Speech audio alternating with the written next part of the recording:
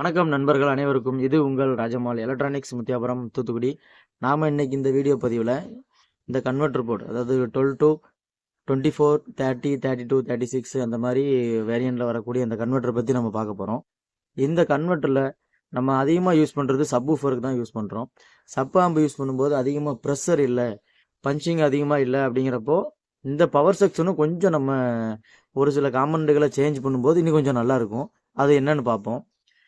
இதில் ஃபஸ்ட்டு பார்த்தீங்கன்னா 2200 50 volt capacitor போட்டிருக்காங்க. இந்த கெப்பாசிட்டர் எடுத்துகிட்டு இதில் 4700 50 வோல்ட் கெப்பாசிட்டர் கெல்ட்ரான் பிராண்டில் நம்ம போட போகிறோம். கெல்ட்ரான் தான் போடணும் அப்படின்லாம் இல்லை, எல்லா பிராண்டுமே அவங்களால முடிஞ்ச அளவுக்கு குவாலிட்டி கொடுத்துருவாங்க. அதனால் எந்த கிடைக்கோ ஏதாவது ஒன்று நம்ம போட்டுக்கலாம். 4700 50 வோல்ட் இந்த ரெண்டில் சேஞ்ச் பண்ண போகிறோம். அதுக்கப்புறம் நிறைய பேருக்கு இந்த மாஸ்பெட் அடிக்கடி போகும். அது போகிறதுக்கு மெயின் காரணம் என்னென்னு கேட்டிங்கன்னா, அது ஹீட் சிங்கில் சரியாக ப்ரெஸ் ஆகிருக்காது. ஏதாவது ஒன்று மட்டும் அடி வாங்கும். அந்த ஒன்று அடி வாங்கிச்சுன்னா சப்வூஃபரில் ஒரு மாதிரி சின்ன சவுண்டு கேட்டுக்கிட்டே இருக்கும், அந்தளவுக்கு கிளியராக இருக்காது. அதை எப்படி நம்ம நுப்பாட்டலான்னு பார்த்தீங்கன்னா, இதில் இந்த கருப்பு கலர் ஸ்க்ரூ போட்டிருக்காங்களே, இந்த ஸ்க்ரூ வுட்டில் ஏற்றக்கூடிய ஸ்க்ரூ.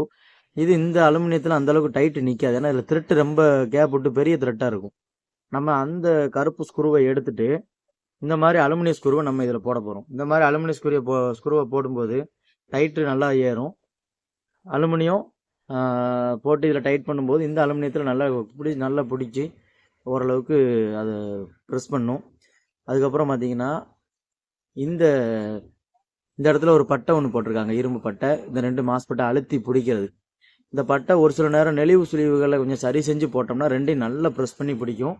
அப்புறம் இதை வெளியே இந்த ஸ்க்ரூவை கழட்டி எடுத்துகிட்டு நம்ம அந்த மாஸ்பெட்டில் ஃபுல்லாக தெர்மல் பேஸ்ட்டு கண்டிப்பாக அப்ளை பண்ணணும். அப்ளை பண்ணினா தான் அது ஓரளவுக்கு ஹீட்டை நல்லா அங்கிட்ட இங்கிட்ட ரிலீஃப் பண்ணி கொடுக்க ஆரம்பிக்கும். இந்த மைக்கா செட்டு இதெல்லாம் நிறைய கேப் இருக்கும். இந்த ஃபிலிம் எடுத்துகிட்டு நம்ம இதில் வச்சு பாருங்களேன். நம்ம இப்படி வச்சு பார்த்தோம் அப்படின்னா ஃபுல்லாக நிறைய உள்ளே போகும். இது அந்த அதிகமாக இதில் டைட் இல்லை அப்படிங்கிறனால தான் இப்படி இருக்குது. இது அதிகமாக நேரம் பாடும்போது ஹீட்டு தாங்க முடியாமல் ஒவ்வொன்றும் போய்கிட்டே இருக்கும். அதனால் இதை ஃபுல்லாக கலட்டிட்டு அலுமினியம் ஸ்க்ரூ போட்டு டைட்டு ஏற்றி தெர்மினல் பேஸ்ட்டும் எல்லா மாஸ்பெட்டுக்கும் வச்சு நம்ம டைட் பண்ணி போட்டால் இன்னும் கொஞ்சம் நல்லாயிருக்கும்.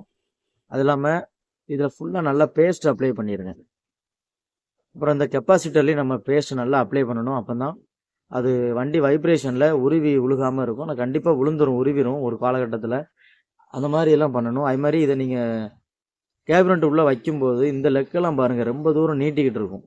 இதெல்லாம் நம்ம மடக்கி விட்டுட்டு கீழே வைக்கணும். அப்படி வைக்கும்போது இந்த மாதிரி ஒரு மைக்கா சீட், இது நம்ம ஃபேன் காயில் சுற்றும் போது உள்ளக்க அந்த மாதிரி இதுக்கு வைப்பாங்க. இந்த மைக்கா சீட்டை வச்சு அதுக்கு மேலே நம்ம இப்படி மாட்டணும். இப்படி புஷ்ஷு கரெக்டான அளவில் புஷ்ஷு போடணும். ரொம்ப சின்னதும் போடக்கூடாது. கரெக்டான அளவு புஷ்ஷு போட்டு இதை இப்படி ஸ்டே பண்ணி மாட்டும்போது இன்னும் கொஞ்சம் நமக்கு எதுவும் கம்ப்ளைண்ட்டுகள் வராமல் இருக்கும். இந்த மாதிரி ஒரு சில இதுகளை நம்ம பண்ணணும். இப்போ ஆல்ரெடி நான் ஒரு போர்டில் ஆர்டர் பண்ணி வச்சுருக்கிறேன். நான் இப்போ அதை காமிக்கிறேன் உங்களுக்கு. இது ஒரு 12 to 36 இது சான் கம்பெனி போர்டு ரெண்டுமே. இதுலுமே நம்ம இப்போ தெர்மினல் பேஸ்ட் போட்டிருக்கோம். அதே பிளாக் ஸ்க்ரூ தான் இருந்துச்சு, அதை எடுத்துகிட்டு நம்ம அலுமினியம் ஸ்க்ரூவை போட்டு டைட் பண்ணியிருக்கோம். அது மாதிரி கெல்ட்ரானில் 4700 50 வோல்ட்டு கெப்பாசிட்டர் போட்டு ஃபுல்லாக நம்ம இதில் பசை ஊற்றிருக்கோம். நிறைய பேர் இதில் அனபாண்டு ஃபெஃபிக்விக் மாதிரி பசை போடுறீங்க. அப்படி போடாதீங்க. நீங்கள் ஒரு சில நேரம் போடுறீங்க, நாளைக்கு ஒரு காம்பனண்ட் சேஞ்ச் பண்ணும்போது நம்ம சோல்ட்ரிங் அயனை அதில் வச்சு சோல்ட்ரிங் பண்ணும்போது அந்த புகை நம்ம எலக்ட்ரீஷியன் டெக்னீஷியன் கண்ணுக்குள்ளே போய் அவங்க கண்ணுக்கு ஏதாவது ஒரு கெடுதல் வர்றதுக்கான வாய்ப்பு நிறைய இருக்குது. அதனால் அனபாண்டு ஃபெஃபிக்விக் அந்த மாதிரி பசை இதில் மேக்ஸிமம் போடாதீங்க.